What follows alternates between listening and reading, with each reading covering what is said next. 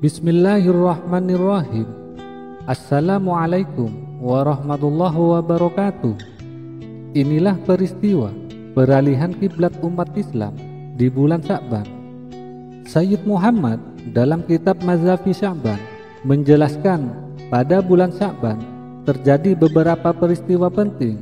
Di antara peristiwa tersebut ialah peralihan arah kiblat umat muslim yang semula menghadap ke Baitul Maqdis berubah ke arah Ka'bah.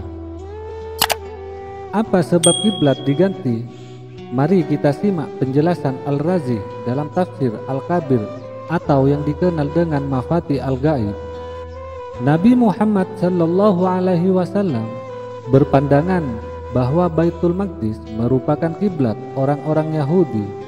Nabi pun meminta malaikat Jibril untuk menyampaikan maksudnya kepada Allah Subhanahu wa taala agar arah kiblat diganti ke arah Ka'bah saja. Wahai Jibril, aku lebih senang jika Allah memalingkanku dari kiblat orang Yahudi. Aku tidak menyukai arah kiblat mereka, pinta Rasulullah sallallahu alaihi wasallam. Jibril pun menjawab, aku pun hamba sepertimu, akan saya mintakan hal itu untukmu.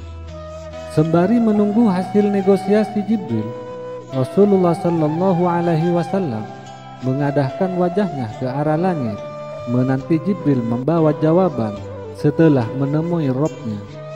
Jibril kemudian turun dengan membawa wahyu yang memerintahkan agar arah kiblat diganti ke arah Ka'bah.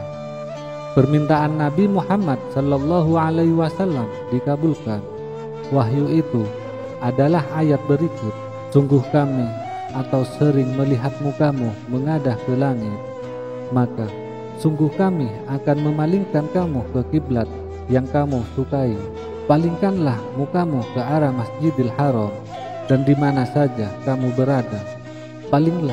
Palingkanlah mukamu ke arahnya. Dan sesungguhnya orang-orang Yahudi dan Nasrani yang diberi Alkitab, Taurat dan Injil memang mengetahui bahwa berpaling ke Masjidil Haram itu adalah benar dari Tuhannya, dan Allah sekali-sekali tidak lengah dari apa yang mereka kerjakan. Quran Surat Al-Baqarah. Mengapa Rasulullah sallallahu alaihi wasallam tidak menyukai jika arah kiblat orang muslim sama dengan orang Yahudi? Syekh Fahruddin Al-Razi dalam Mafati Al-Ghaib melanjutkan, pertama, dulu orang-orang Yahudi berkata, Muhammad sebelumnya berada arah kiblat dengan kita, lalu ia mengikuti kami. Andai saja tidak ada kami, pasti ia tidak tahu akan menghadap ke arah kiblat yang sama. Kedua, Ka'bah merupakan kiblat bagi Nabi Ibrahim. Dan yang ketiga, menurut Rasulullah sallallahu alaihi wasallam, jika arah kiblat ke arah Ka'bah, hal ini bisa menyentuh hati orang-orang Arab sehingga mereka mau masuk Islam. Dan yang keempat, kiblat Rasulullah sallallahu alaihi wasallam menginginkan kemuliaan untuk masjid yang ada di kota beliau, kota kelahiran baginda. Lihat tafsir Al-Kabir juz 4 halaman 121. Secara detail, pergantian kiblat terjadi pada hari Selasa di pertengahan bulan Sya'ban. Abu Hatim Al-Basi mengatakan, orang muslim pernah sholat menghadap Baitul Maqdis selama 17 bulan 3 hari. Hal ini berdasarkan perhitungan Rasulullah sallallahu alaihi wasallam tiba di Madinah pada tanggal 12 bulan Rabiul Awal. Kemudian Allah Subhanahu wa taala memerintahkan Nabi sallallahu alaihi wasallam untuk mengganti arah kiblat ke Ka'bah pada hari Selasa pertengahan bulan Sya'ban. Lihat Mazafi Sya'ban halaman 10. Hikmah pergantian arah kiblat. Setiap apa yang Allah ubah atau naks pasti memiliki hikmah di baliknya, termasuk diubahnya arah kiblat yang semula menghadap Baitul Maqdis di Palestina berubah ke arah Ka'bah di kota Mekkah. Lantas apa hikmahnya? Menurut para mufassirin atau ulama pakar tafsir mengatakan bahwa hikmah perubahan arah kiblat diantaranya adalah sebagai ujian bagi orang-orang yang beriman. Siapa orang yang betul-betul beriman dan sebaliknya.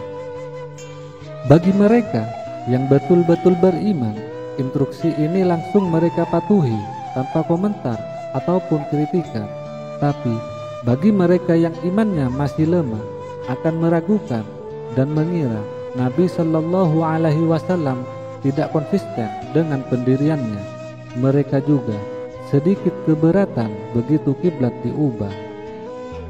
Pasalnya, sudah sekian lama menghadap Baitul Maqdis, rasanya berat meninggalkan suatu yang sudah terbiasa. Terkait hal ini, Allah Subhanahu wa Ta'ala berfirman, "Dan kami tidak menetapkan kiblat yang menjadi kiblatmu sekarang, melainkan agar kami mematuhi supaya nyata siapa yang mengikuti Rasul dan siapa yang membelot. Dan sesungguhnya pemindahan kiblat itu terasa amat berat, kecuali bagi orang-orang yang telah diberi petunjuk oleh Allah Subhanahu wa Ta'ala." Quran Surat Al-Baqarah. Semoga ini bermanfaat bagi pengetahuan kita. Wassalamualaikum warahmatullahi wabarakatuh.